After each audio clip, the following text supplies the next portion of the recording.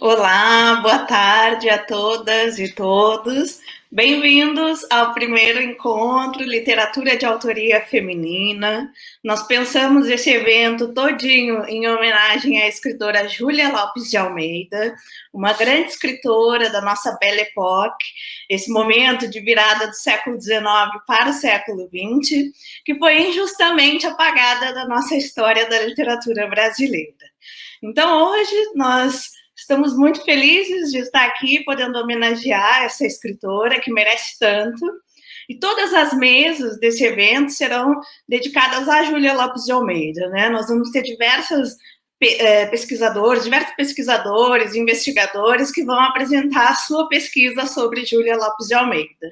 Então, esse é um evento muito modesto, simples, é o primeiro, espero, de vários eventos sobre literatura de autoria feminina, e um evento que visa, então, apresentar os estudos que vêm sendo realizados na pesquisa que eu coordeno na UF. Eu sou professora de literatura brasileira na UF, coordeno essa pesquisa de literatura de autoria feminina, memória, esquecimento e repertórios de exclusão, e eu tenho 7 orientandos da graduação que hoje estarão aqui apresentando seus trabalhos sobre a Júlia Lopes de Almeida. Nós também contamos com alguns convidados muito especiais que eu vou apresentando ao longo do dia para vocês, e antes, então, de começar o evento com a nossa mesa, as nossas conferências de abertura, eu gostaria de fazer alguns agradecimentos. Primeiro, eu gostaria de agradecer à professora Claudete, minha colega da UF, minha amiga, parceira deste evento, mas não só deste evento, de vários outros. Eu agradeço a Claudete pela a acolhida deste evento e a acolhida que ela fez a mim, que entrei na UF recentemente, há 2 anos. Agradeço também a pós-graduação, estudos de literatura da UF e ao professor Silvio, também pela acolhida do evento e a possibilidade de estar transmitindo ao vivo esse evento para vocês no canal do YouTube. Gostaria de agradecer a minha equipe, que sem ela não seria possível estarmos aqui nesse formato que é tão novo para nós, acostumados tanto com a presença, os eventos presenciais na nossa universidade. Então, agradeço ao Pedro, que é pós-doutorando da UF, pelo trabalho incansável, né, na organização deste evento. Agradeço a Natália Kimberly, que é minha bolsista de iniciação científica pela FAPERJ. Agradeço a todos os integrantes do meu grupo de pesquisa, Camila, Douglas, Mariana, Rafael, Rebeca e Vanessa, que estarão aqui hoje apresentando para vocês a pesquisa deles. Agradeço aos meus convidados, agradeço muito, que vão enriquecer hoje a nossa tarde, a nossa sexta-feira 13. Agradeço a Isabel, a Viviane, a Verônica e a Beth. E faço, então, um agradecimento especial, porque ele está nos assistindo, que é o neto da Júlia Lopes de Almeida, o Cláudio Lopes de Almeida, que hoje estará aqui com a gente também nos assistindo e acompanhando a Beth, uma grande dupla que vem também trabalhando na manutenção da obra, tudo que restou da obra, esse acervo valioso que fica na casa do Cláudio. Eu agradeço ao Cláudio pela generosidade. Eu não conheço um pesquisador de Júlia Lopes de Almeida que não tenha passado pelo Cláudio, pelas mãos do Cláudio. Então, o Cláudio, ele acolhe carinhosamente, de forma muito generosa, todos os pesquisadores de Júlia, inclusive deu um apelido para esses pesquisadores, para essas pesquisadoras, que ele chama as Cajus, que é a confraria das admiradoras de Júlia Lopes de Almeida. Então, é uma grande alegria fazer parte das Cajus, dessa confraria de admiradores de Júlia Lopes de Almeida. Eu sou uma grande admiradora dessa escritora e espero hoje, então, que a gente tenha uma tarde muito proveitosa com a diversidade das falas que serão apresentadas aqui. E fica, então, o convite para aqueles que ainda não conhecem muito a escritora Júlia Lopes de Almeida, a obra da escritora Júlia Lopes de Almeida. Eu espero que essa seja uma oportunidade para conhecer. Mas, por outro lado, eu também sei que tem muitos especialistas em Júlia, muitos pesquisadores em Júlia que estão nos assistindo, amigos, queridos meus, e eu agradeço por essa presença. Então, muito obrigada a todos e todas, e aos ouvintes, aqueles que estão nos prestigiando, assistindo ao nosso evento, e também contribuindo pelo YouTube, pelo chat do YouTube. Vocês podem fazer perguntas, vocês podem participar, vocês são muito bem-vindos nessa tarde, que nos gera tanta alegria. Então, eu chamo para a mesa, para a nossa conferência de abertura, duas pesquisadoras, duas doutoras que estudam a obra de Júlia, entre outras tantas coisas, né? A professora Viviane, que é professora da UF, professora de crítica textual da UF, da Viviane Arena Figueiredo. A Viviane trabalhou com edições de Ânsia Eterna, da Júlia Lopes de Almeida, e eu vou deixar, então, que a Viviane também se apresente, fale mais do seu envolvimento com a obra de Júlia Lopes de Almeida. E chamo também a investigadora Isabel Lousada, querida amiga da Universidade Nova de Lisboa. Isabel é minha parceira em vários projetos, né, Isabel? No Portugueses de Papel, que é um projeto que nós atuamos juntas também. Nós recentemente tivemos o evento Portugueses de Papel, e também no projeto Senhoras do Almanac, né? E a Isabel também vai se apresentar, falar mais sobre a pesquisa dela. Como eu disse, esse é um evento muito caseiro, muito simples, modesto, e os convidados, então, podem também se auto-apresentar. Agradeço muitíssimo, compartilho a minha alegria e dou início, então, ao primeiro encontro Literatura de Autoria Feminina. Isabel, por favor.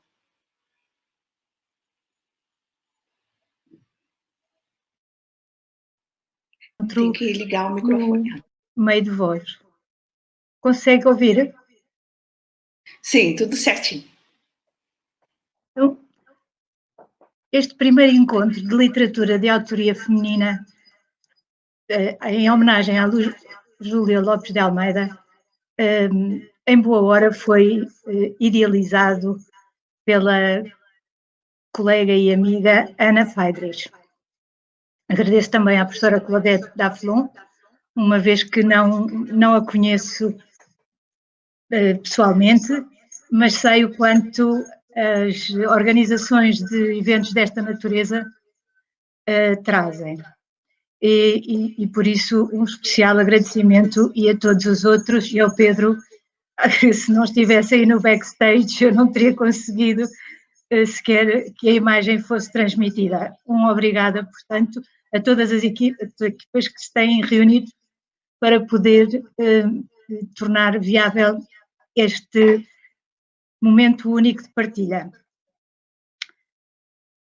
Quando fui convidada pela Ana, pensei, mas o que saiu sobre Júlia Lopes de Almeida, a não ser a visão segmentada, parcelar, que tenho, e adiante veremos, porque tenho uma obra publicada sobre ela e tenho investigação feita desde 2015. E adiante também explicarei porque é que foi, sobretudo, em 2015 que comecei a dar particular atenção a esta autora. Antes de mais, gostaria de oferecer esta apresentação em memória da professora Zaide Muzar, porque foi a última vez que me encontrei com ela, foi precisamente no encontro Mulheres e Literaturas, e em que ela me pediu para eu transportar para Lisboa o último volume relativo à publicação de Júlia Lopes de Almeida. Este volume, intitulado O Funil do Diabo, inclui uma biografia de Júlia Lopes de Almeida por Margarida Lopes de Almeida e foi organizado por Zaide Muzar. É, de facto, um livro único, não só por ter durante muito tempo pensado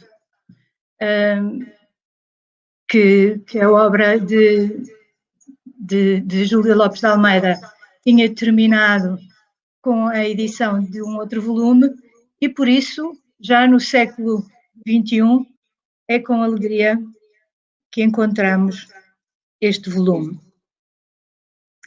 que eu entreguei em mão à professora Vânia Chaves, a quem me pedira para deixar.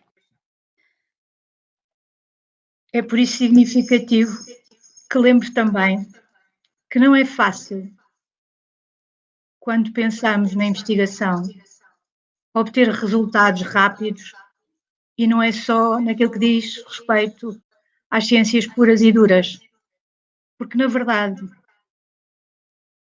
não estamos num laboratório, mas os arquivos, os ficheiros, o acesso à obra, a forma de relacionarmos as coisas, faz de nós cientistas especiais.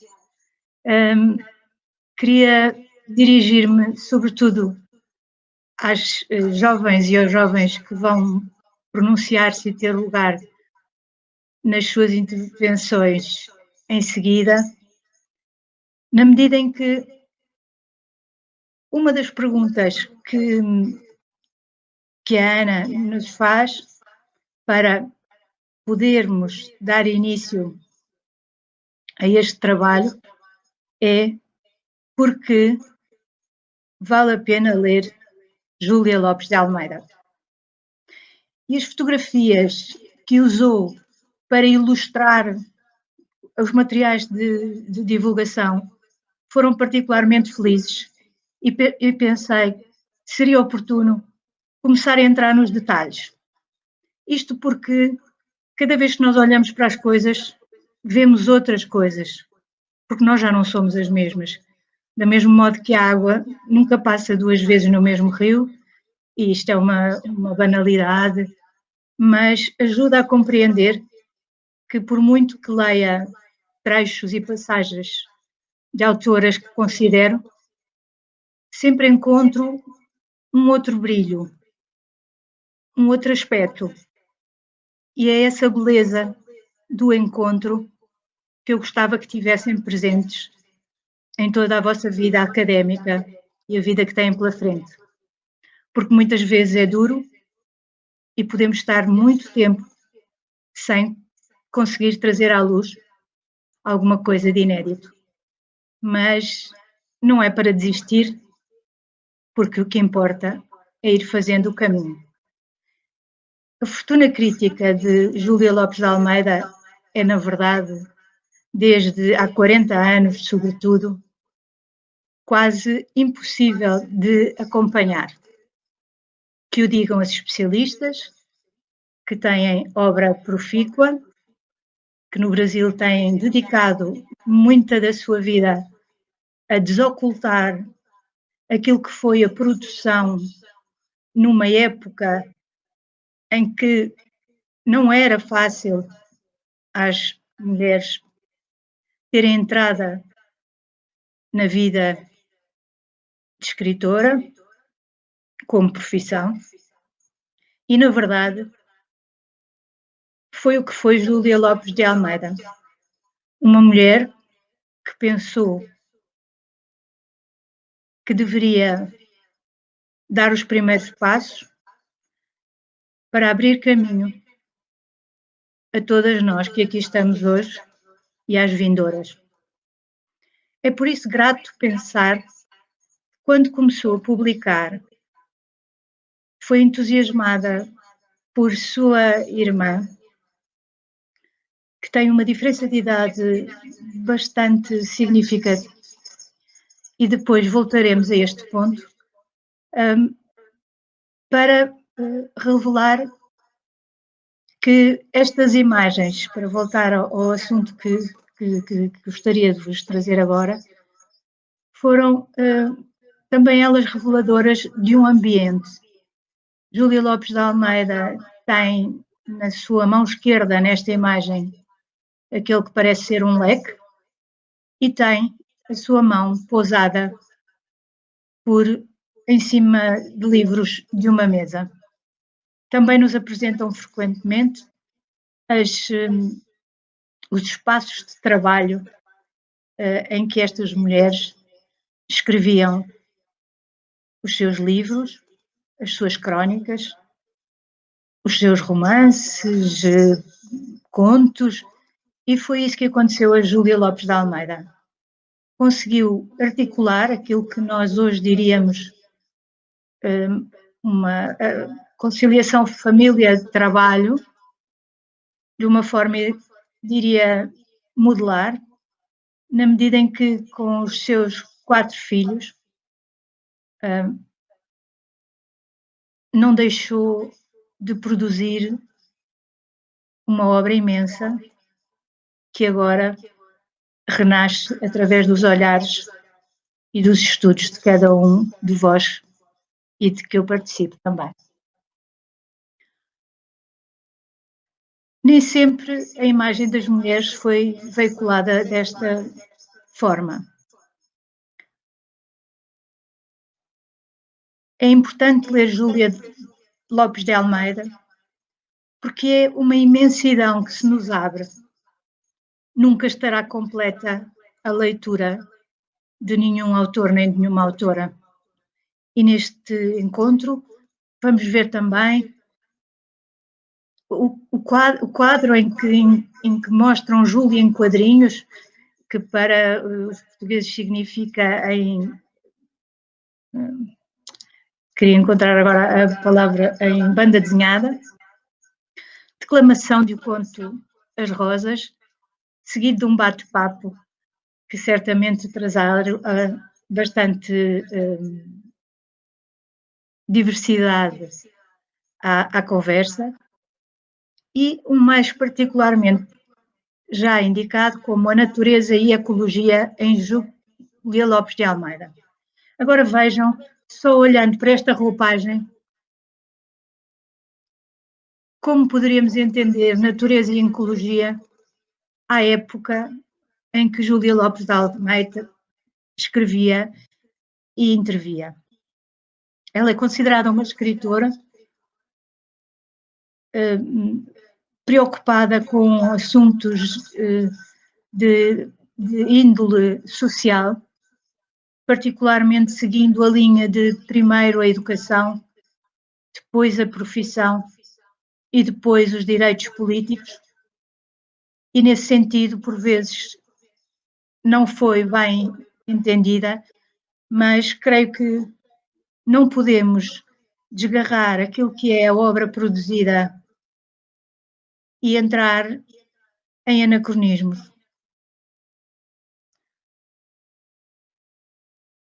Também Maria Amália Vaz de Carvalho, em Portugal, apresentam muitas vezes a sua sala e o seu trabalho, como veem,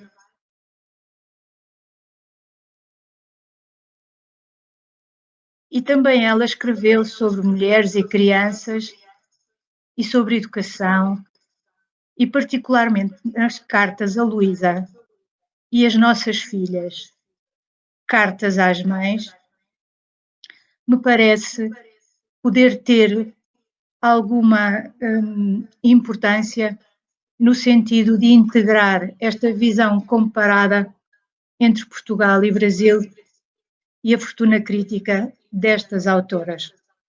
Também Cláudia de Campos foi fotografada como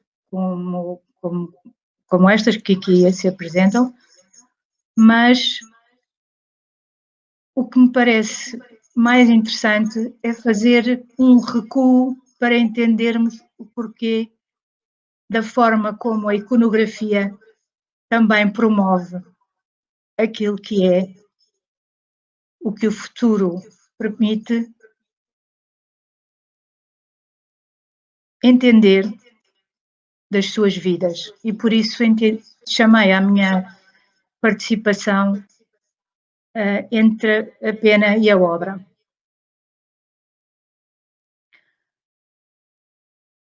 A assinatura de Júlia Lopes de Almeida corre bastante o mundo, e por isso me permiti trazer uma outra imagem de um dos grandes artistas Peter Drucker, na obra intitulada Femme lisant une lettre devant la fenêtre, que está no Museu des Beaux-Arts de Budapeste, Grand Palais. E se virem, esta jovem, de facto, está a ler uma carta junto à janela, que está aberta. E poderia parecer que era só mais um exemplo, como também tivemos no início uma das figuras utilizadas, mulheres a lerem. Mas eu gostava que atentassem neste particular. De facto, a jovem lê uma carta, mas em cima da mesa tem um livro. Também Vermeer,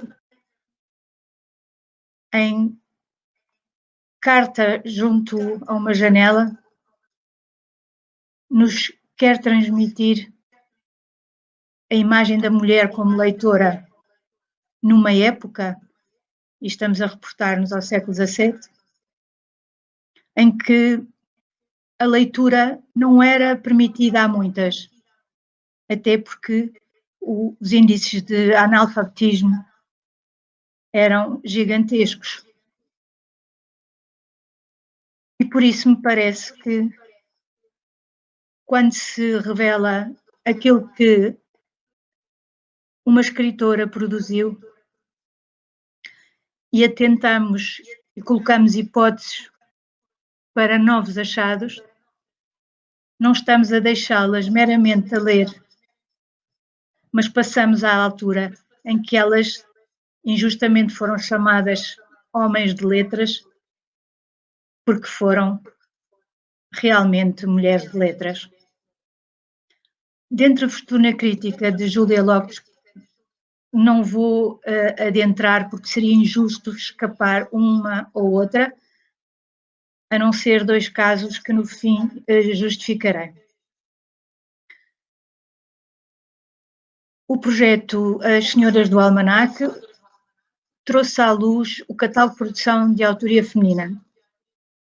E não resisti a procurar a presença de Júlia Lopes de Almeida neste elenco de mulheres que contribuíram e colaboraram com este anuário.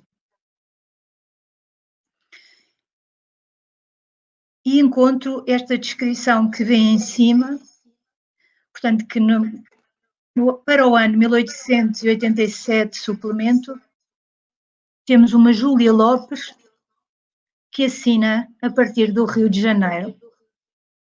E nesta altura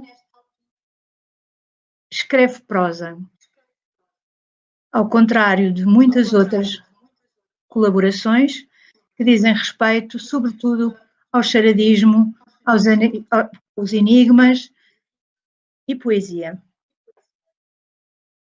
Pensei, pois, poder trazer-vos esta hipótese, que é ainda um caminho para desbravar. Seria ela a autora deste texto que aqui vos trago, aqui assinada, como vemos no final, aqui o passarinho, que ocupa 2 páginas, e como vemos aqui assinalado por Dona Júlia Lopes, do Rio de Janeiro. Considero que não podemos encerrar o assunto, mas é uma hipótese para se estudar futuramente. Por outro lado, a pesquisa na Biblioteca Nacional de Portugal é sempre muito compensadora, é entusiasmante, porque sempre nos conduz por outra linha. E aprendi com os meus mestres que deveria sempre procurar o ficheiro catalográfico ainda manuscrito, como podem ver, e que por vezes nos traz algumas surpresas. Quando procurei por Júlia Lopes de Almeida, o próprio sistema informático devolvia-me alguns textos que se encontram à guarda da Biblioteca Nacional, algum deles também oferecidos e trazidos até Lisboa por colegas que no Brasil se dedicaram a ela, e um deles foi precisamente o Eles e Elas, a crónica da Belle Époque carioca de Júlia Lopes de Almeida, já se encontra catalogado e que foi entregue pela professora Nadilza Moreira há um ano, quando decorria o nosso encontro As Mulheres e a Imprensa Periódica. Mas não encontrei forma de localizar este esperando. Este esperando com 3 reticências que tinham remissivo para os contos modernos. Estes contos modernos foram publicados em 1890, portanto, na altura do Ultimato, em Portugal. E não seria de estranhar que pudesse, de facto, incluir uma dedicatória a Júlia Lopes de Almeida, que nessa altura já era uma autora conhecida. Porém, conseguindo localizar o exemplar, encontramos aquele que creio ser um texto inédito, pois se encontra num conjunto publicado pela João Romano Torres, em Lisboa, da Editorial Notícias, e com o seu nome indicado precisamente como Dona Júlia Lopes de Almeida, já após o casamento. Esperando, também assim que dá início ao conto, nos mostra a identificação de Dona Júlia Lopes de Almeida.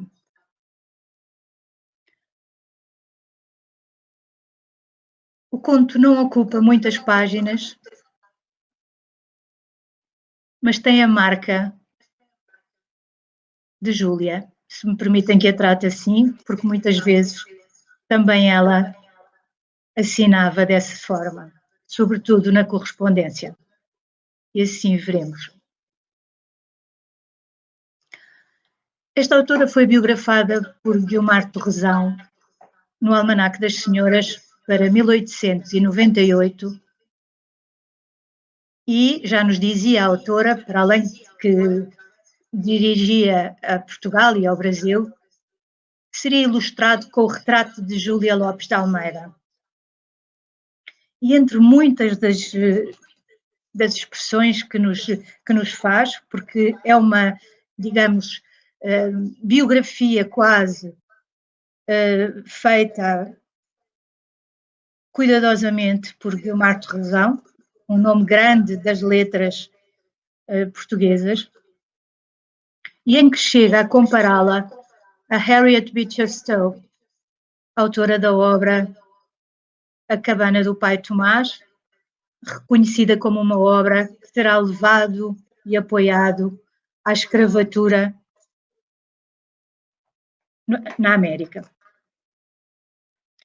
Saltando para outra opinião, vemos, já após a sua morte, José Veríssimo, autor de quem também me aproximei através do projeto Portugueses de Papel, em Letras e Literatos, afirma: não podemos afirmar se têm razão os que declaram que Júlia Lopes de Almeida foi nossa Jorge Sand. Parece-nos mesmo que não há motivos para, nesse terreno, de fazer comparações e traçar paralelos. Júlia Lopes de Almeida dispunha de personalidade própria, virtude que se evidencia principalmente nos seus contos e novelas curtas. Sua obra reflete com brilho e colorido uma época da vida da burguesia rica do Brasil, sem preocupação de crítica social. É verdade, e aqui faço um parênteses, que me parece não corresponder à forma como leio esses textos de Júlia Lopes de Almeida, e para chamar as palavras de outras autoras, lembrando que esta poderia ser uma estratégia editorial para poderem vingar e não serem ostracizadas como tantas vezes ocorria. Mas José Veríssimo termina esta apreciação dizendo: mas com profundo sentimento e compreensão dos nossos costumes, preceitos e falhas. Considerada, pois, uma realista naturalista, nesta bela época estão certamente evidentes os motivos que levam o notado crítico literário, também um dos 40 para integrarem a Academia Brasileira de Letras, e será um lugar comum dizer que também Júlia Lopes de Almeida se encontrava entre eles nas tertúlias, mas que não pôde ser uma das primeiras a entrar, precisamente por esses preconceitos e falhas. Tendo sido Filino de Almeida, o seu marido, Filino de Almeida, o poeta, a ocupar esse lugar. E por isso mesmo, até caricaturado por alguns dos seus pares.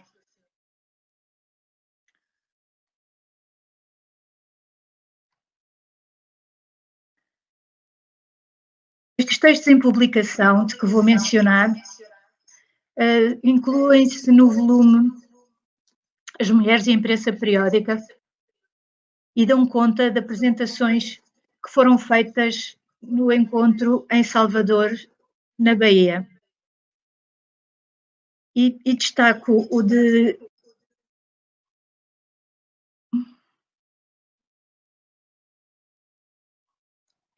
Rosane Saint-Denis Salomone, intitulado Jornalista de Carreira e de Carteirinha, a longa trajetória de Júlia Lopes de Almeida, em que, reportando-se à sua intervenção no passado ano, nos apresenta dados importantes que retira da revista Mensageira para o final do século XIX, mostrando precisamente este meio de sobrevivência para que fosse possível chegar às páginas e aos leitores.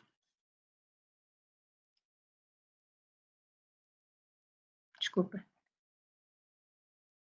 Também o da professora Nadilza Moreira integrará este volume, e ele nos relata o que compilou sobre as crónicas de Júlia Lopes de Almeida desde 1910 e nos oferece um rico percurso pela fortuna que é as crónicas que nos são apresentadas pela pena de Júlia Lopes de Almeida. E só porque faço parte da comissão organizadora, achei que tinha o direito, mas mais que tudo o dever, de as trazer à colação, uma vez que as li mais do que uma vez. Publicados em 2005, Júlia Lopes de Almeida, considerações sobre o último capítulo. E aqui merece uma atenção especial a professora Luciana Deplane, pois a ela devo o olhar atento para esta autora de primeira plana. Na altura, a professora Luciana estava em pós-doc em Portugal, e coincidia o centenário da revista Atlântida. E por isso achámos importante, face a esse texto que à época estava inédito e que aproveito para dizer que está em livre acesso na internet e que podem ler, em que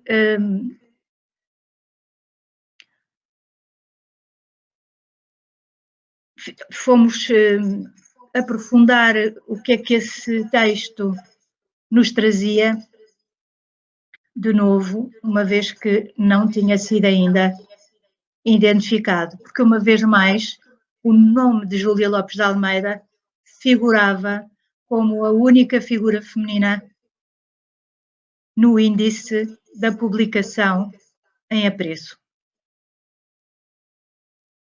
Também um outro texto que tivemos a oportunidade de publicar em coautoria e que está disponível online, em que se analisou par e passo o último capítulo para o reconhecimento das escritoras da Belle Époque, não deixando de notar qual era o projeto da revista Atlântida que ligava indefectivelmente Brasil e Portugal. Um dos trabalhos que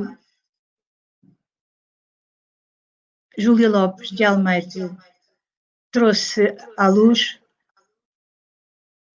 é um conto que, intitulado Era uma Vez, e com as reticências.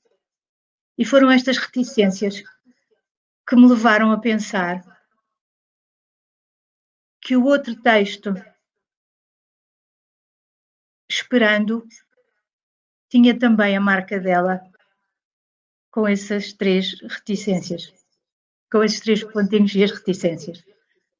Mas são só algumas possibilidades que depois vim a confirmar.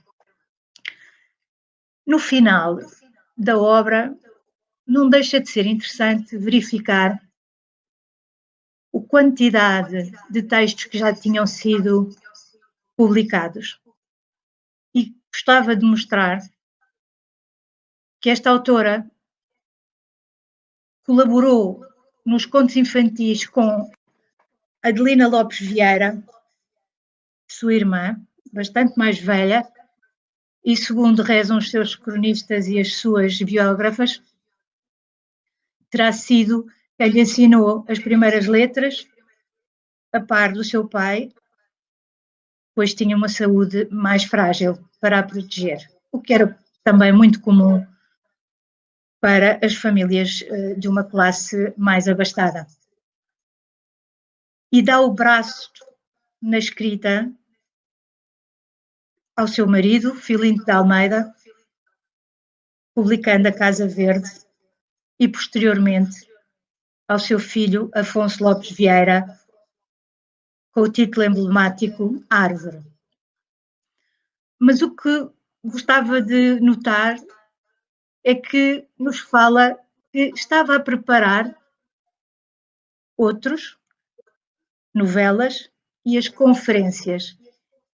E muito à maneira de Ana de Castro Osório, há um périplo que é feito por esta autora por vários pontos e estados do Brasil e também na América Latina, à maneira de uma publicista e de uma ativista dos direitos das mulheres, como ela própria afirma também. Aqui encontramos, uma vez mais, os contos infantis remetendo para a irmã, e aqui saliento só o Amália, porque muitas vezes aparece grafado de formas diferentes, até na própria Biblioteca Nacional, entre o catalográfico e a Porbase, mas a própria Guiomar Torresão, no seu texto que apresenta no Almanaque das Senhoras, registra como Amélia, e é esse que sigo, por essa razão. O último capítulo também não é um texto muito longo e saiu à maneira do que agora encontramos esperando. E a leitura comparativa destes dois textos certamente trará frutos que gostaria de partilhar com algumas das colegas com quem tenho vindo a trabalhar e que poderão ancorar de outra forma estas possibilidades. Aqui está a Júlia Lopes de Almeida, no índice, ligando-se ao último capítulo. Fiz este recorte para se conseguisse ler.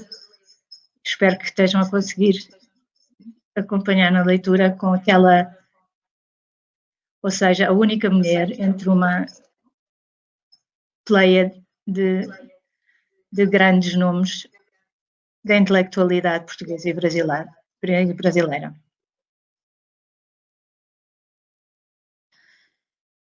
Permiti-me chamá-la Júlia, porque é assim que encontramos o seu nome a finalizar a correspondência que se encontra à guarda da Biblioteca Nacional, no espólio de Ana de Castro Osório, que também ele poderia ser doravante melhor cuidado e transcritas essas cartas. Portanto, muito trabalho a fazer. Não recortei esta fotografia, que fiz, porque o próprio iPad onde foi feita assinala que estava no Campo Grande a 17 já não sei, de fevereiro de 2015.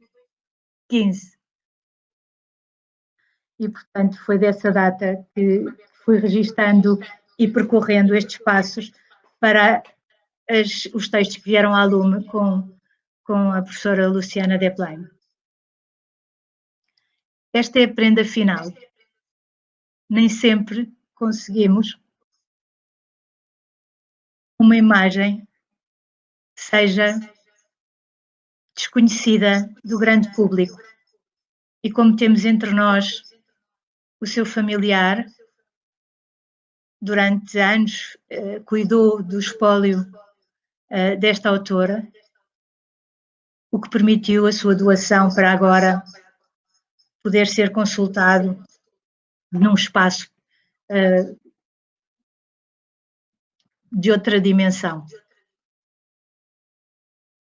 Penso que esta fotografia é inédita e também encontrei na Biblioteca Nacional, num dos volumes. Gostaria de dizer que muitas vezes que não deixa de ser importante que nesta imagem ela tem uma imagem, um livro, aquilo que se chamava antigamente os livros de senhoras, na sua mão direita. E, portanto, uma imagem de força. A leitura permitiu este salto para a escrita e não só Júlia Lopes de Almeida, mas também sua irmã, foram verdadeiras paladinas pela instrução e pela instrução popular. Certo é que tinham tido um nascimento de berço, poderíamos dizer, por seu pai ser visconde, e ter bens próprios. A irmã tinha menos de 1 ano quando emigraram para o Brasil. E Guiomar Torresão diz-nos de uma forma muito interessante, a abrir a sua biografia: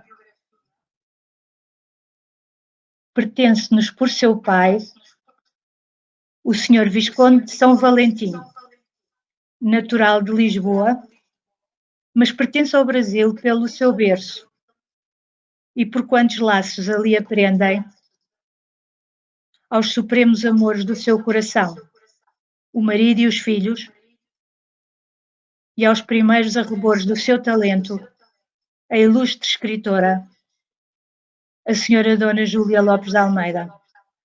Mal pensaria o Dr. Valentim Lopes, médico e escritor distinto, hoje Visconde de São Valentim, ao emigrar para o Brasil em 1856.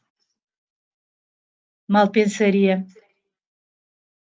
diz-nos Júlia Lopes de Almeida, naquilo que viria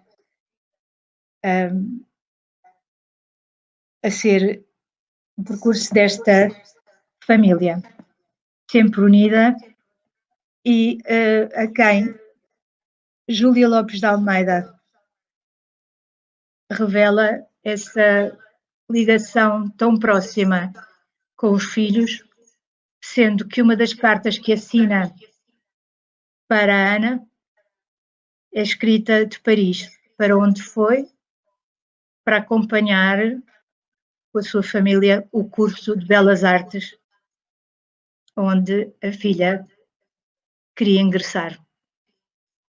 Foram pelo menos 3 vezes que veio a Lisboa, e nesta passagem terá consolidado os laços entre Portugal e Brasil. Espero que esta intervenção tenha revelado que não há trabalhos fechados, que tudo está em aberto e que só podemos avançar porque todas as outras e todos os outros caminharam o caminho das pedras e nos trouxeram a saber o seu melhor. A elas agradeço e a eles também.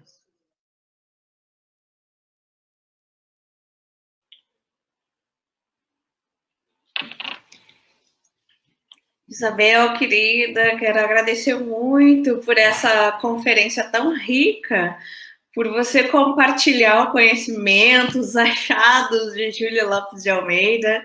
É incrível a gente pensar que Júlia é uma escritora que já tem uma obra tão vasta, tão extensa, e ainda é repleta de inéditos, de mistérios, coisas a serem descobertas, né? E você vem fazendo esse trabalho de investigação tão cuidadoso, tão detalhado, né? E que ajuda a preencher as diversas lacunas que existem, né? Quando a gente fala de escritoras do século XIX, início do século XX, que tiveram a sua obra, a sua biografia injustamente apagadas, né? Então a gente perdeu muita coisa e agora vem num trabalho de formiguinha, resgatando e reconstruindo essa memória que foi perdida, né? E por isso que eu agradeço tanto ao Cláudio Lopes de Almeida, o neto da Júlia, por ver o trabalho dele com todos os pesquisadores, né? Tudo que ele disponibiliza e como ele ajuda o nosso trabalho, o nosso interesse por Júlia Lopes, né? Eu vou passar a palavra para a nossa segunda conferencista e no final a gente abre, então, para as perguntas que estão chegando pelo chat e abre um espacinho para o debate. Então, Viviane, bem-vinda, obrigada por ter aceitado o nosso convite. É um prazer conhecê-la, agora pessoalmente, mesmo virtual, e agradeço muito. Ana, primeiramente eu gostaria de agradecer pelo convite, né? E assim, para mim é uma grande honra participar de um congresso. Para mim é um congresso sobre Júlia Lopes de Almeida, porque a Júlia tem tanto ainda a ser pesquisada, são tantos textos que ela nos deixou de riqueza na nossa literatura, para ser estudado tanto pela crítica textual, que é minha área, né, tanto quanto a crítica literária. E eu, assim, foi uma grande surpresa ver o schedule do teu congresso, com tantos graduandos estudando Júlia Lopes. Isso é uma grande honra. Eu queria também agradecer ao Dr. Cláudio Lopes, porque ele me abriu a casa dele, me mostrou toda a fortuna crítica de Júlia, me passou um material incrível que foi usado no meu doutorado, está sendo usado agora no meu pós-doutorado na UF.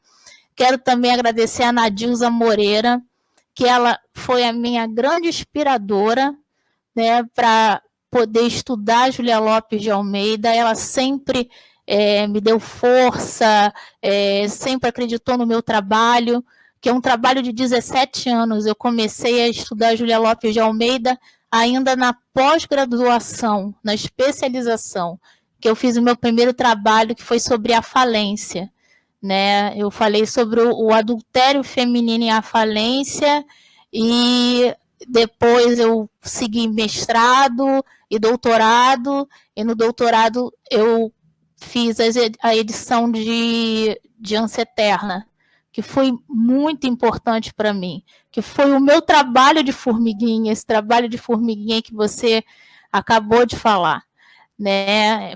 Foi muito gratificante, foi difícil, mas ele está disponível hoje na UF para quem quiser pesquisar. Bom, o que eu tenho feito ultimamente? Na verdade, eu tenho várias pesquisas paralelas da Júlia, porque são tantas coisas inéditas, tantos textos inéditos, e textos que as pessoas não conhecem, os leitores não conhecem. Não é só o desconhecimento da Júlia, porque ela não é estudada, por exemplo, na literatura, no ensino médio, que eu acho um absurdo, não só por ela, mas como outras mulheres, né, que fizeram literatura na época dela, né?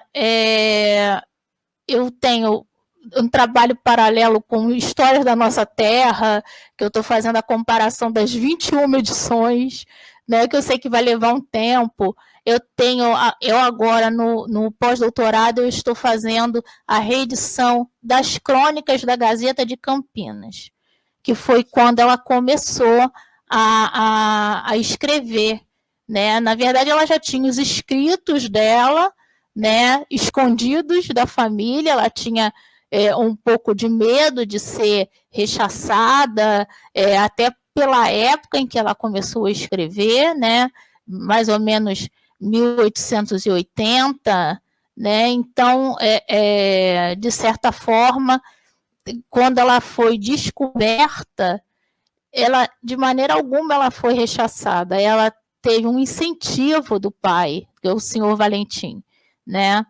Então, a gente pode começar, Pedro, até para passar os slides.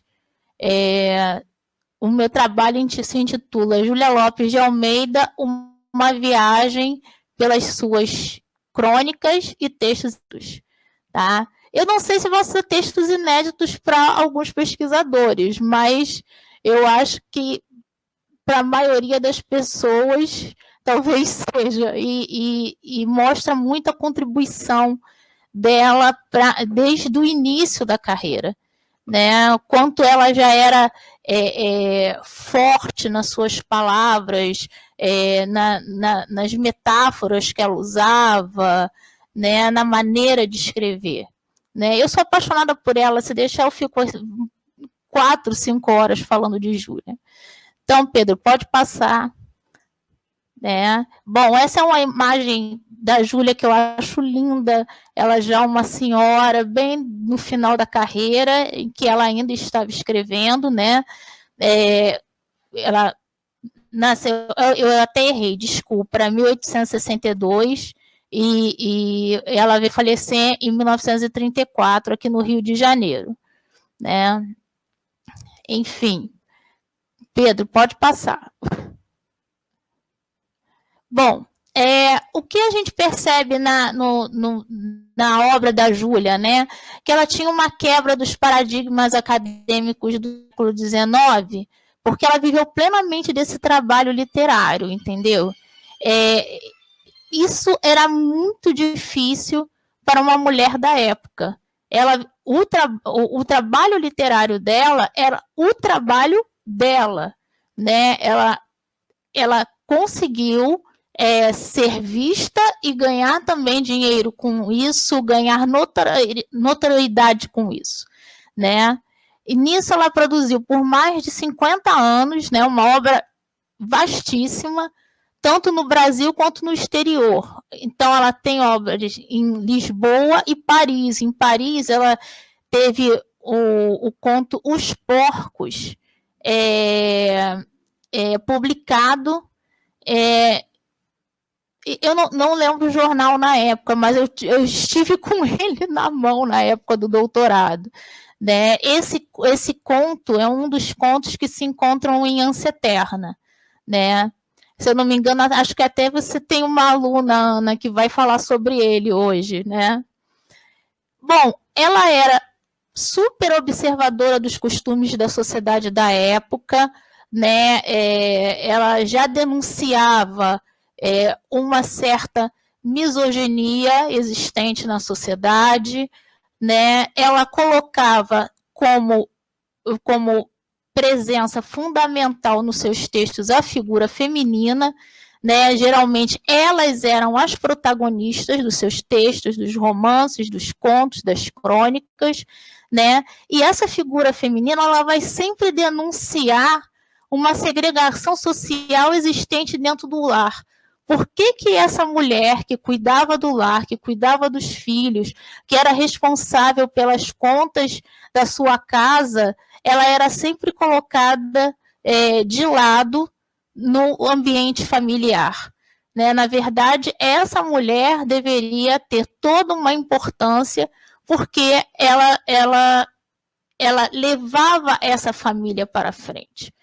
E, a partir disso, dentro dos próprios textos, ela tem um discurso de engajamento social que é instruir as mulheres para que ela viesse a ser independente, trabalhar em prol do seu próprio sustento, não sendo só o sustento da família, mas sem precisar pedir autorização ao homem pelo dinheiro para comprar o pão, pelo dinheiro para comprar uma roupa para um filho, né? Ela fala muito sobre essas questões, né? Pode passar, Pedro.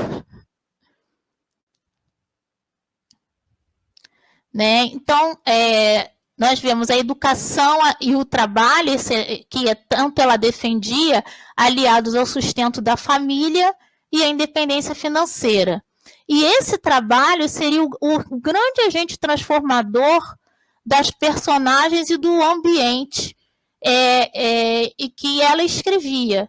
Na verdade, assim, um dos estudos que eu fiz sobre a falência é que no final do romance você vê todas as mulheres juntas trabalhando para que pudessem se sustentar, e esse trabalho transformou a personalidade de cada personagem presente nesse romance.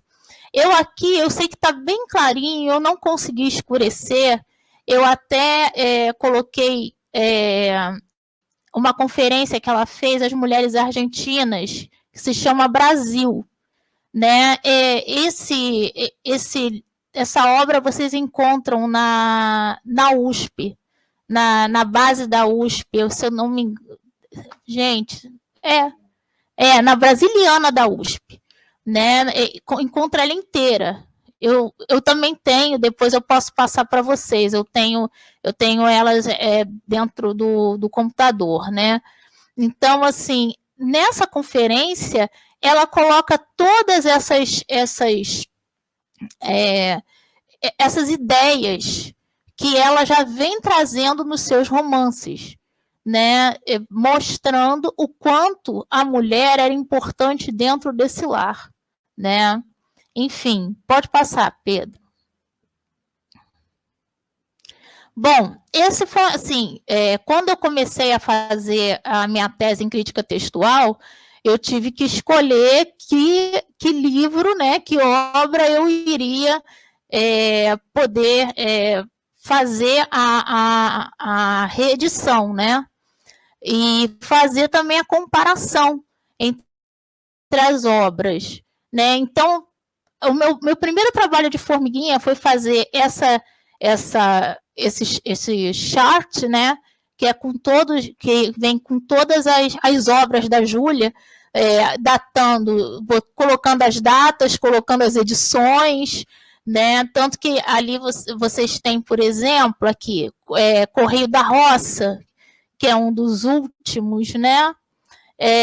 Que vem, eu consegui achar a primeira edição, que foi em 1913, da Francisco Alves, mas da segunda à quinta edição eu não achei referência. Aí eu achei uma da sexta edição, que foi em 1933, da Civilização Brasileira, a sétima edição, em 1987, pela editora Presença.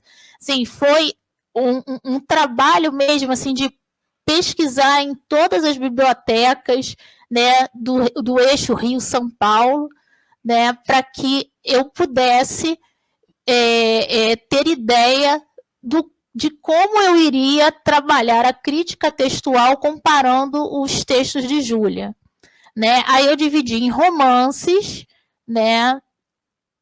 Pode passar, Pedro. Eu ia passar por você. Meu Deus do céu. E aí aqui tem novelas e contos, né?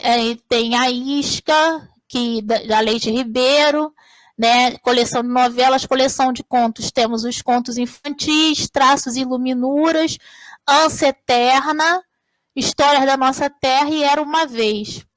E aí, em Ânsia Eterna, é que eu vi a grande diferença entre uma edição e outra, né? Que é a edição de 1903, que é a edição autoral, que ela editou ainda em vida, e de 1938, que foi da Noite Editores, em que ela já havia falecido, tinha 4 anos, e aí eu fiz a comparação entre as diferenças de edição presentes em Ânsia Eterna, né? Deu um bom trabalho, mas foi muito gratificante, né? Pode passar, Pedro. E aqui tem crônicas e outros escritos, tem o livro das noivas, livros das donas e donzelas, eles e elas, maternidade. Outros escritos eu coloquei a Árvore, que ela escreveu com o filho, né? Jornadas do Meu País, Jardim Florido e Oração a Santa Doroteia. Né? Então, aqui assim, tem as edições, e assim, por exemplo, a Árvore, Jardim Florido, seriam obras maravilhosas para uma futura edição, tá? Porque ela é muito pouco conhecida, né? Pode passar, Pedro. Bom, essas são as colaborações em jornais, né? São muitos, né? Eu chamo a atenção para o Jornal do Comércio, para a Gazeta de Campinas, quando ela começou, né? A Semana, Correio de Campinas, né? Estado de São Paulo, né? Não, são muitos. Então, vocês imaginam a quantidade ainda de escritos que devam existir e que a gente nem conhece, a gente nem tem conhecimento, porque talvez não tenha conseguido ser catalogada, né? Pode passar, Pedro. Né? E a colaboração em revistas femininas, que foi a Família, né? A Mensageira, que é muito conhecida, muito citada, Nosso Jornal e Revista Feminina. E aqui ainda tem os lugares aonde essas revistas femininas elas eram veiculadas, né? A Família foi em São Paulo e Rio de Janeiro, a Mensageira em São Paulo, Nosso Jornal no Rio de Janeiro e a Revista Feminina em São Paulo, né? Vai lá, Pedro. E aí, de todas essas publicações, surgiram também as primeiras, os primeiros romances que, primeiramente, eles saíam em forma de folhetim nos jornais, né? Então, nós temos, na Tribuna Liberal do Rio de Janeiro, foi Memórias de Marta, né? Na Gazeta de Notícias, a Família Medeiros e a Viúva Simões. No Jornal do Comércio foi a Casa Verde, que ela escreveu com Filinto de Almeida, e a Intrusa, Cruel Amor, Eles e Elas e a Silveirinha. Sendo que Eles e Elas, no Jornal do Comércio, ainda saía como crônicas, né? E depois ela transformou isso num livro, né? E tem no País Correio da Roça, né? Quer dizer, as publicações em folhetim, a gente pode dizer que foi um termômetro para que ela viesse a publicar seus livros mais tarde, né? Pode passar, Pedro. Bom, então agora eu vou começar a falar sobre a compilação de obras inéditas, que é o que eu tenho pesquisado atualmente, né? As obras que ainda se encontram inéditas vêm do acervo familiar, né? Isso eu agradeço muito ao Dr. Cláudio, né? Temos alguma coisa na Biblioteca Nacional, né? Eu até depois queria saber com a Isabel se a Biblioteca Nacional que ela cita é daqui do Rio de Janeiro, né? E também temos alguma coisa na Academia Brasileira de Letras. Eu, antes de defender o doutorado, eu estive na Academia Brasileira de Letras e eles estavam fazendo tipo uma limpeza das obras. Eles até iriam me deixar consultar, né, esse acervo inédito dela. Só que eles ainda estavam compilando, catalogando, e aí não deu tempo de eu colocar certos apontamentos do que eu poderia observar na academia, né, na minha tese, né, ia ficar muito em cima, né, eu tenho que voltar lá para ver, porque assim, tem uma curiosidade enorme de saber quais os textos se encontram lá, né. Da obra do acervo familiar, que o Dr. Cláudio me doou na época, né, eu percebi que muitos textos inéditos, né, que eles são excelentes para o campo da crítica genética. Quem não conhece a crítica genética, ele é um afim da crítica textual.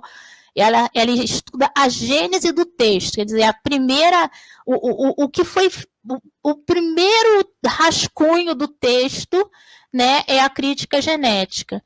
E é maravilhoso, porque você pega essas obras ainda que não foram compiladas, né? E você vê as rasuras feitas pela Júlia, emendas, né? Os rascunhos que ela fez, o que ela achou que não ficava bom, e ela ia e colocava do lado com outras palavras, né? E isso, assim, nos dá uma grande ideia de como era um momento daquela produção autoral daquela mulher que tinha filhos, tinha família, e ela sempre dizia isso, né, que ela tinha que se trancar no escritório um determinado horário para poder produzir, né, literariamente, né. Então, assim, é muito bacana estar com esse material e poder trabalhar com esse material. Pode passar, Pedro. né? Bom, aí o que eu tenho visto no acervo familiar, né? Os contos e crônicas, né? Nos contos e crônicas nós temos folhas avulsas, né, rascunhados de forma manuscrita, com rasuras e muitas observações da autora, né? As crônicas, na maioria, elas foram retiradas no jornal, dos jornais dos quais a Júlia era colaboradora, né? E elas foram catalogadas pelo Dr. Cláudio num caderno, né? E nesse caderno, assim, essas crônicas coladas no caderno, elas têm correções e emendas, o que leva a gente a pesquisar que essas correções e emendas podem ter levado a outros contos mais tarde, né? Só que sendo modificados para uma futura obra a ser lançada. Pode passar, Pedro. Aqui eu coloquei um texto, né, que ela escreveu, né? Ele ainda está em manuscrito, né? Aí não sei se dá para vocês lerem, né? Aí eu consigo ler algumas coisas. Apenas 6 horas da manhã e nós já alguma coisa que eu ainda não sei o que é, que eu estou tentando desvendar. Pela entrada de Teresópolis, é um conto, né? Eu só peguei uma parte, porque não dava para ler ele todo. E aqui do lado tem uma crônica da Gazeta de Campinas. Essa crônica, de nome A Vozinha, ela vai se tornar mais tarde O Correio, no Contos Infantis. A gente eu vou falar sobre ela mais à frente, né? Quer dizer, essas crônicas que são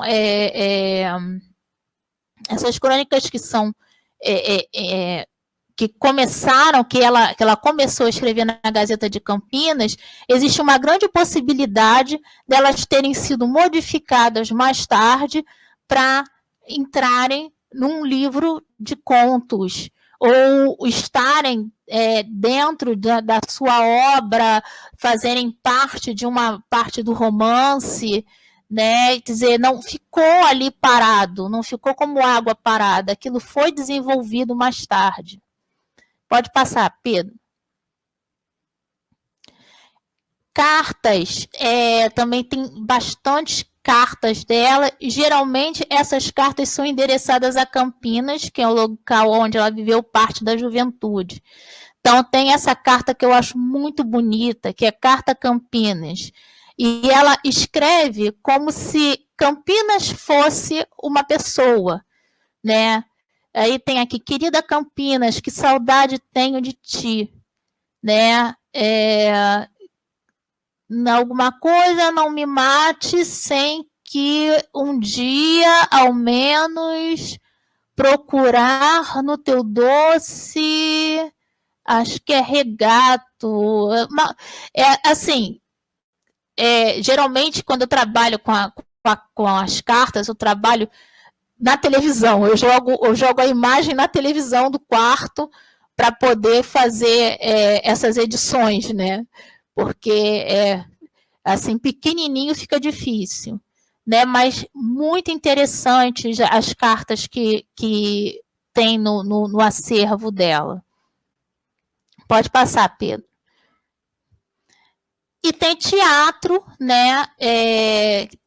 O teatro que inédito, que tem a Senhora Marquesa, a última entrevista, as duas irmãs, Camões e os Lusíadas, ela, Laura, o Caminho do Bem, o Dinheiro dos Outros, Ortigas, Quel se Chamalheux, não sei se eu falei certo, porque eu sou péssima em francês, e Vai Raiar o Sol.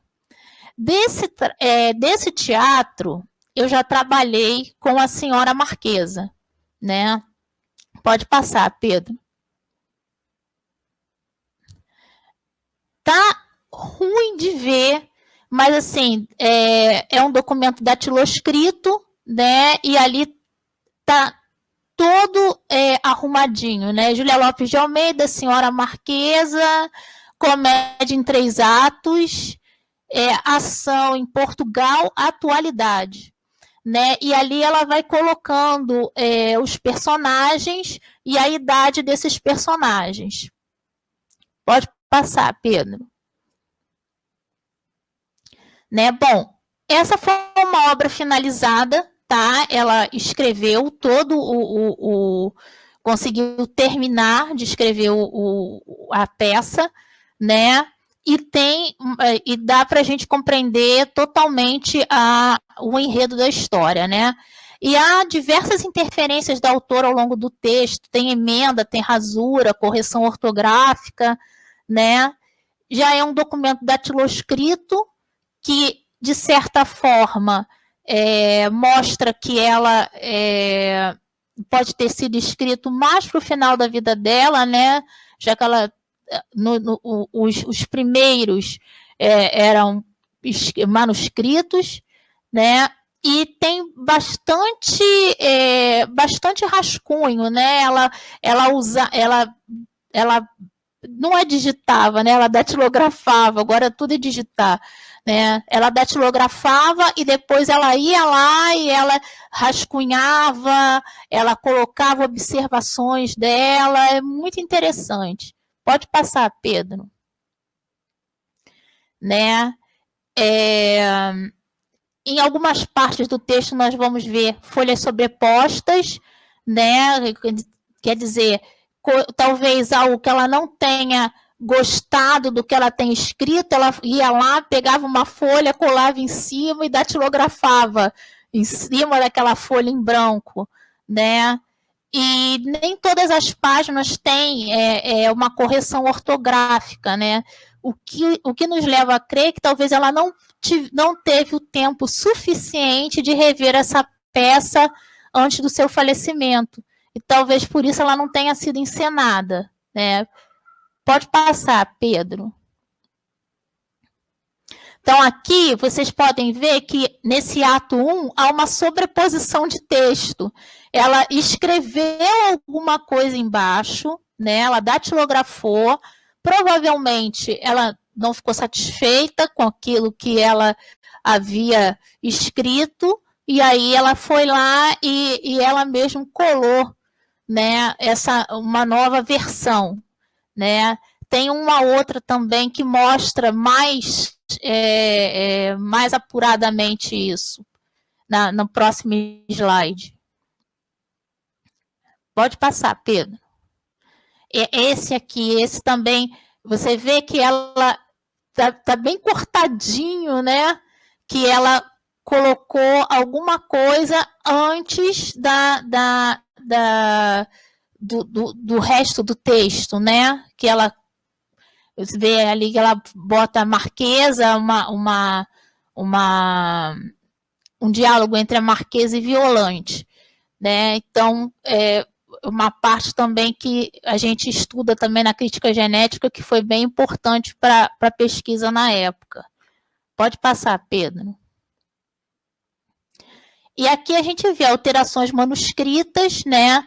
Lá na segunda linha, você tem espiões, que ela deve ter errado datilografando, aí ela mesma ela cortou, e embaixo ela começa a cena 2, e você vê que ela bota manuscrito, cena 2, as mesmas, o procurador, depois Heitor, quer dizer, falando sobre os personagens, né?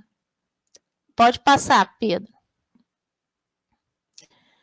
Aqui também tem várias rasuras dela, que ela mesma vai lá, corta e coloca com a letrinha dela ali e tal, isso, né? Quer dizer, ela mesma fazendo as rasuras, né? Para dar uma fluência maior a esse texto, né? Pode passar, Pedro. Né? Esse então, da cena 5 é bem claro, né? Aí ela bota Fulgêncio, Berta, Emma, Heitor. E o criado que traz o chapéu de Berta, cheio de lilazes, que deposita sobre uma mesa, não sei o que, alguma coisa de Berta, né?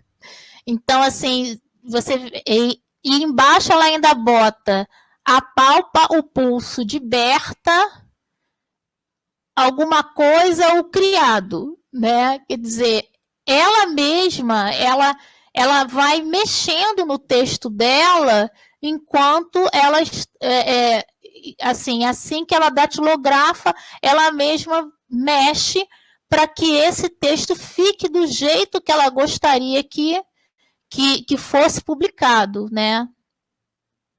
Pode passar, Pedro.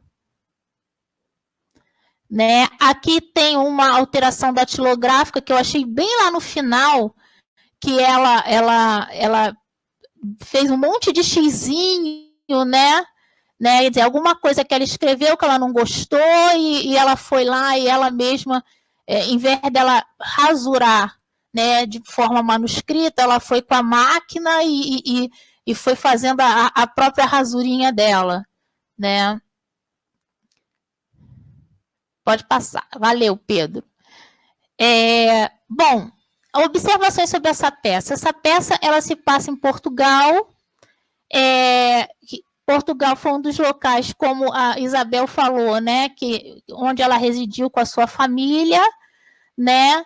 A peça se passa logo após a Grande Guerra, então há uma forte crítica aos ideais difundidos naquela época, né? E esses ideais também foram criticados, esse ideal pós-guerra, né? Em maternidade. Né? E há uma crítica ao futurismo, né? A destruição da natureza. Para quem conhece a obra da Júlia, sabe que a Júlia ela já era uma defensora da ecologia, né? E o medo exacerbado aos soviéticos, né? Porque dentro do texto dessa peça já se fala até em comunismo, em questões de comunismo, né? Que hoje nós temos de volta, né, na nossa atualidade, né? Pode passar, Pedro. Então, aqui nós temos, por exemplo, uma fala entre, deixa eu procurar aqui, entre o Heitor e a avó. E aí ele fala, minha querida avó, não se pode construir uma coisa sem derrubar outra, a não ser que em regiões nunca antes civilizadas. O espírito da vida moderna requer espaço para movimentos largos e violentos, né? Aí desejamos do nosso tempo. O que acontece? Ali você percebe ao longo da leitura da peça a avó defendendo a natureza o tempo inteiro e o neto falando sobre as questões muito ligadas ao futurismo, sobre a questão da velocidade, de reconstrução, da modernidade, em que a avó sempre se opunha, né? Então, você vê essa ideologia da Júlia, ela já olhando para frente e criticando certas posturas que estavam sendo impostas naquela época. Pode passar, Pedro. Né? Bom, as crônicas. Bom, eu tô trabalhando com as crônicas da Gazeta de Campinas, que foi o primeiro local onde ela escreveu, né? E assim, o que me impulsiona? Porque ela ainda era uma autora jovem, né? E você percebe que aquela autora jovem, os textos iniciais foram o estopim do sucesso e do reconhecimento dela, né? E assim, existe uma grande autenticidade porque é uma produção autógrafa, autoral, dela estar viva, dela poder modificar isso a hora que ela quisesse, e ela teve tempo para modificar durante 50 anos o que ela sentia que poderia ser publicado ou não, né, de acordo com as ideias dela, com as vontades dela, né? Então, mostra muito a questão da diversidade da sua produção literária, né? Pode passar, Pedro. Né? Bom, ela foi designada como colaboradora, eu sei se as pessoas sabem da história, mas quem era o colaborador era o pai, o senhor Valentim, e ele pediu para que ela escrevesse um texto para a Gazeta de Campinas, né? Só que, assim, na ingenuidade dela, na época, ela nunca pensou que esse texto viesse a ser publicado, né? Pode passar, Pedro. Então, em 7 de dezembro de 1881, ela escreve um artigo chamado Gemma Kunibert, né? Esse Gemma Kunibert, se eu não me engano, foi uma peça de teatro, né, em que existiu uma menina com esse nome, Gemma Kunibert. E essa menina, ela ficou encantada com a apresentação da menina, e aí foi pedido para que o senhor Valentim escrevesse sobre Gemma Kunibert, e ele passou essa tarefa para a Júlia, né? E aí essa Gemma Kunibert, na verdade, era uma pequena atriz italiana, e aí ela vai descrever a peça e a menina com detalhes, metáforas, sendo assim muito doce na maneira como ela mostra essa atriz, como ela apresenta essa atriz ao público brasileiro, né? Pode passar. Então, aqui tem a primeira crônica, né? Aí ela aqui no início, ela, senhor redator, venho trêmula pedir-lhe o braço para que me apresente em público a atraente, a divinal criança, a encantadora Gemma. Com a sua apresentação, fico certa do melhor acolhimento. E aí ela vai escrevendo. Pode passar o slide, Pedro. Aí aqui continua, né? Eu passei assim porque, na verdade, ele estava no livro que que o Dr. Cláudio me passou, um colado ao lado do outro. Então, eu fui seccionando para poder caber em tudo, né? Pode passar.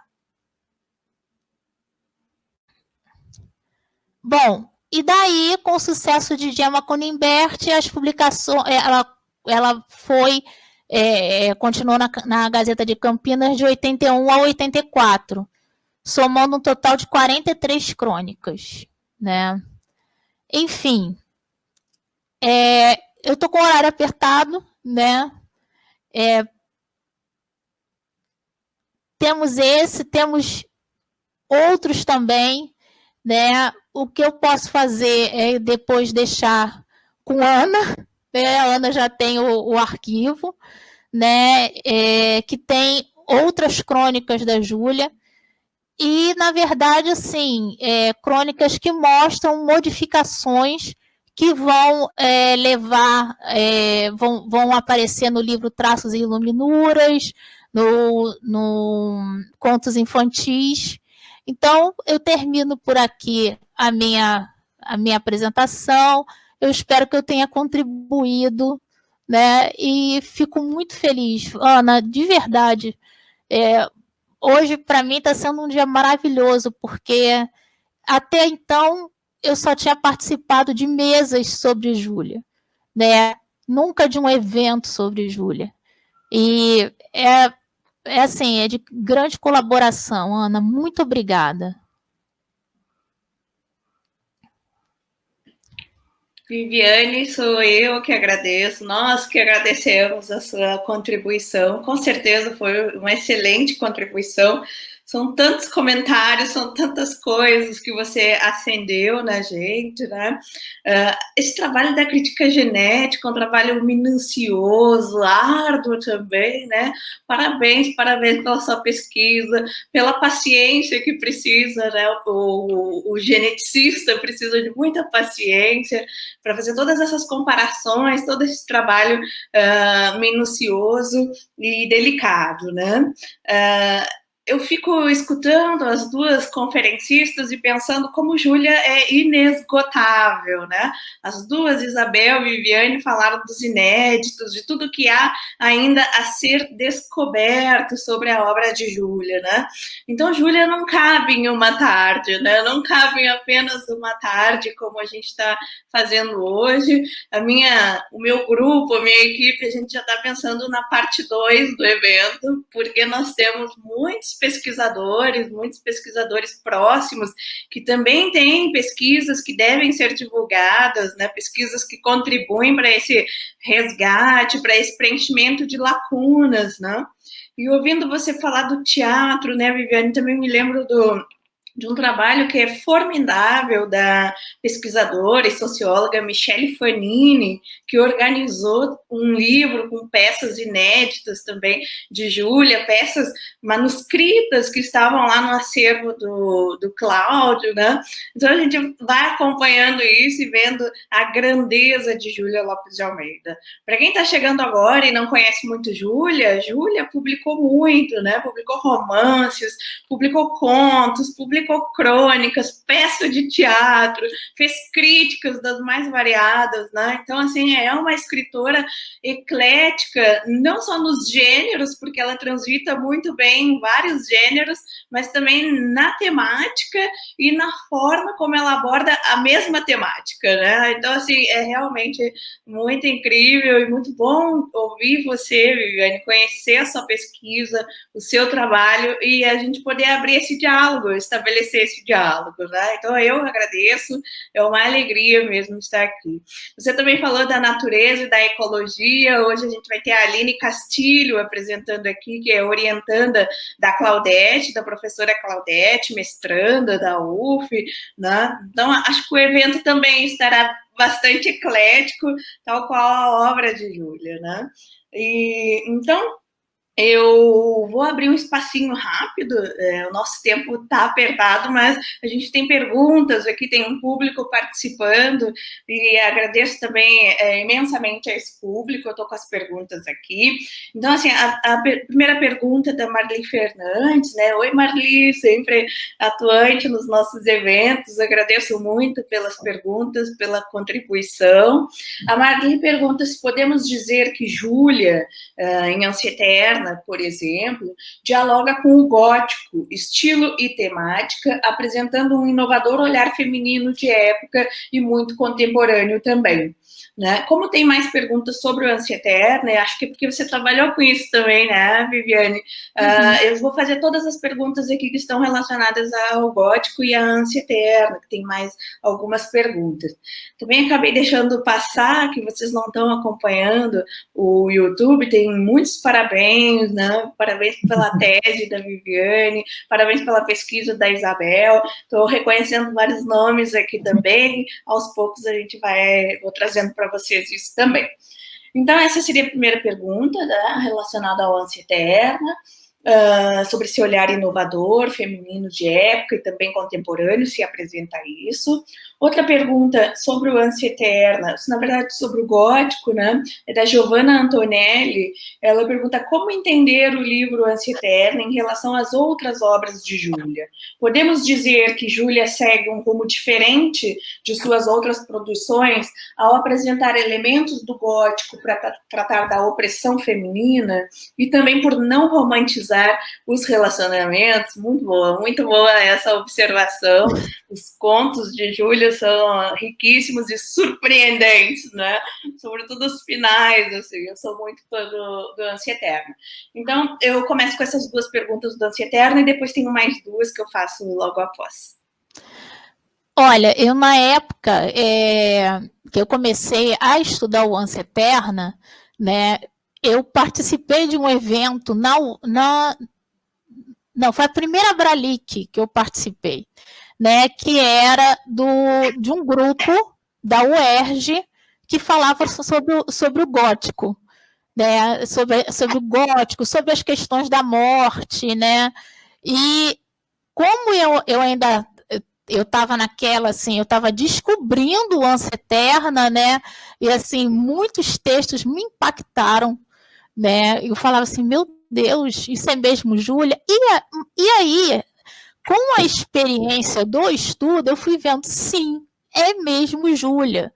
Ela tem um lado que ela puxa para o gótico, que ela me lembra muito Edgar Allan Poe, né? Só que colocando o feminino, né? Como o protagonismo feminino, né? A maioria dos textos você tem o protagonismo feminino. E realmente não há uma romantização. Mas se você pegar a Falência, por exemplo, o romance A Falência de 1901, você também vai ver ideias sobre já um pouco góticas, porque o marido da protagonista, da Camila, ele se suicida. E o suicídio dele é algo forte, porque ele se suicida praticamente na frente da esposa, né? Então, ela não romantiza esse relacionamento, que já era um relacionamento falido, ele, como um homem falido mesmo financeiramente, isso já vinha presente nos textos dela, né? Então, assim, esse gótico, realmente, ele vai perpassar, sim, parte da obra dela. Você tem Era Uma Vez, né, que é um conto infantil, mas que ele é um conto extremamente pesado, né? A partir do momento em que ela cria uma princesa, né, uma princesa totalmente diferente das princesas de Disney, que é uma princesa má, né? Ela não é a rainha má, ela é uma princesa, só que ela é uma princesa má, em que ela vai dar uma tarefa a 3 homens cegos, e que se esses homens cegos não conseguissem cumprir essa tarefa, eles seriam mortos de uma maneira torturante. Então, esse gótico vai perpassar, sim, a obra dela em certos aspectos. E, assim, é uma maneira de ver o mundo e olhar a sociedade também com um olhar diferente. Ela não olhava, por isso que eu digo, né, que ela era uma observadora dos costumes da sociedade. Ela não olhava só com um olharzinho de bondade, não, a família boazinha, tem lá a vovozinha, não, ela olhava aquela mulher que foi desprezada por um certo homem, ela olhava questões de relações abusivas, que só hoje a gente tem falado mais atualmente, e ela colocava isso no texto dela, até soando realmente como um lado gótico. Não sei se consegui responder a pergunta dela. Sim, perfeito, perfeito. Esse olhar crítico da Júlia e até uma certa denúncia que por vezes é sutil, né? Muitas vezes fica desapercebida pela crítica, às vezes, né? Ou pela própria imagem que Júlia cria, né? Júlia ajuda a criar a imagem da Dona Júlia, a mãe exemplar, a esposa exemplar, e essa imagem cria uma certa ambiguidade que a crítica às vezes não consegue aceitar a ambiguidade de Júlia Lopes de Almeida, e aí tende logo a definir, né? Ou para o 8 ou para o 80, né? Então, realmente é uma... Acho que até uma das afirmações que se faz é que podiam dizer o que quisessem de Júlia Lopes de Almeida. O que era verdade é que ela era um fenómeno, porque quando escrevia as vendas aumentavam exponencialmente, e isto foi afirmado.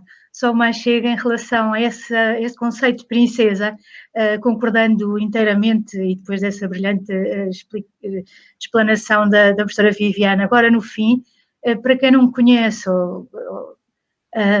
o Era Uma Vez, a princesa é também uma princesa má. E, portanto, tudo isto nos leva a refletir que não é só o olhar cor-de-rosa que perpassa a obra de Júlio Lopes de Almeida. Por outro lado, para completar o que a professora disse que está a trabalhar com Campinas, não deixa de ser curioso que nesta biografia que aparece da Guiomar Torresão, a meio, mais ou menos, ela diz: a colaboração da novela escritora na Gazeta de Campinas equivaleu desde logo às credenciais que a acreditaram no domínio da arte. Portanto, isto cola precisamente na crítica recebida em Portugal com aquilo que diz, e diz seu pai um espírito avançado, portanto, é ele que lhe abre o caminho. Eu tenho mais 2 perguntas aqui. Sobre o gótico, também, para quem perguntou, daqui a pouco a gente vai ter o Douglas, que vai apresentar também a sua comunicação sobre o gótico em Júlia Lopes de Almeida.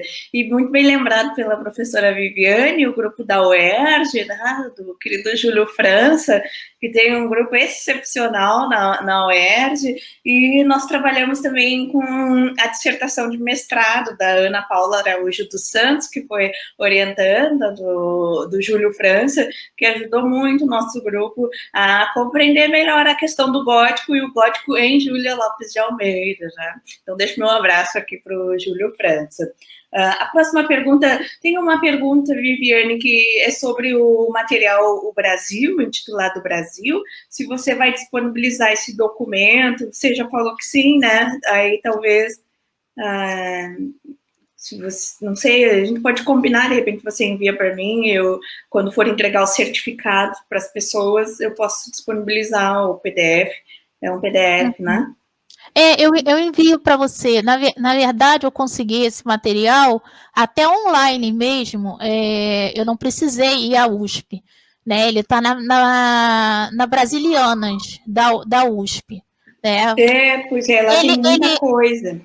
Ele não é fácil de achar, tá, Ana? Ele não, na época, eu não sei como está agora, porque eles fizeram uma reformulação na biblioteca, porque eles receberam o acervo do José Mindlin, né? E eles terminaram de catalogar o acervo do José Mindlin.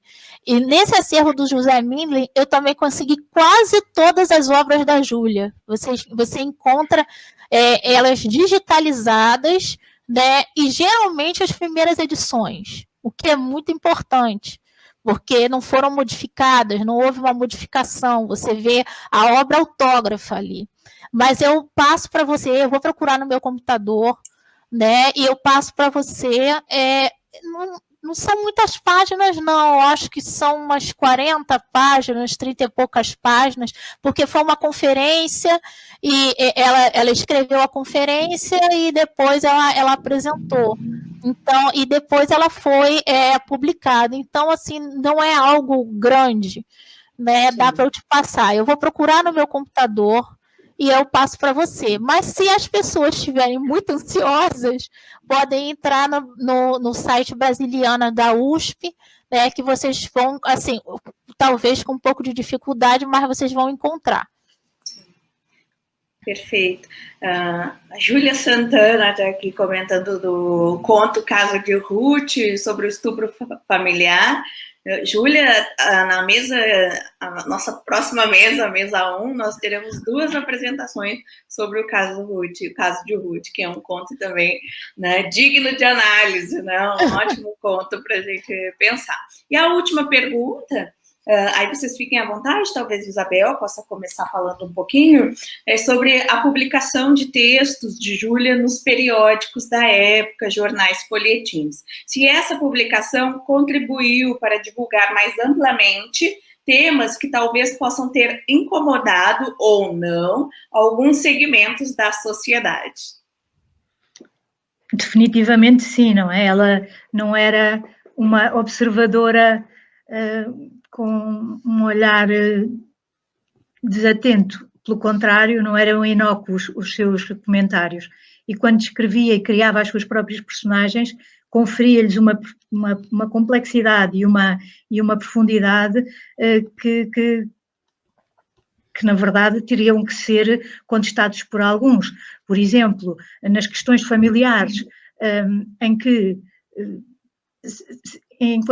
não só do estupro, mas, por exemplo, em que se vê uma mãe que está apaixonada por um homem e que em casa é a filha que leva a primazia e de repente também desaparece, como por acaso, e num tom detetivesco, aparece uma notícia de jornal a dizer, como por um estranho acaso, apareceu morta.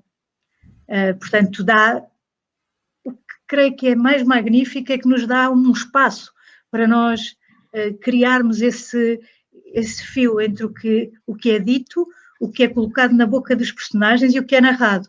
Porque não é só a situação em si que é descrita enquanto narrador, é depois aquilo que a personagem verbaliza. Há trechos absolutamente emblemáticos. Eu penso que não podia ser inócua para a época, além de estar dramaticamente contra as situações que se viviam de escravatura, de abolicionismo, e foi mesmo considerada uma precursora e que os seus textos eram, disso mesmo davam conta.